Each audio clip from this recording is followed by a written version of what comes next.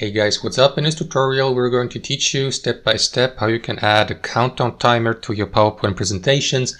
For example, if you'd like to take a break and get notified of when the break gets to an end, or if you simply would like to add the countdown timer as a part of your presentation, for example, to add it to a slide. So let us get started right away. Head over to PowerPoint, accessed via the PowerPoint application on your device or via the web application. So what you want to do, guys, is select the slide on the left hand side inside your presentation where you'd like to add the timer to. So let me go with slide number 5. And basically what you need to do, guys, is head over to the Home tab and here on the right hand side select add-ins to get access to the PowerPoint library of add-ins.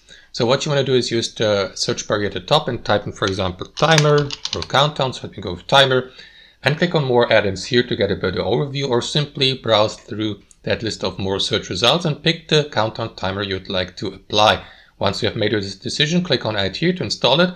Just for the sake of this tutorial, let me go, for example, with that add-in I already have installed. So click on it, the given add-in, to add the given timer to your slide. Now you may, for example, resize it, move it. So let me just resize it a little bit and just like that. So what you want to do after that, guys, is set, for example, a time by clicking on that arrow down icon here. If you'd like to change the countdown time from default 5 to, let's say, 20 minutes, or maybe even an hour if you like, and so on and so forth. And once that's done, guys, simply click on start timer to start the countdown, counting down to 0. And once the given timer has finished counting down to 0, it may, for example, play a sound to notify you. To do that, simply enable that option here.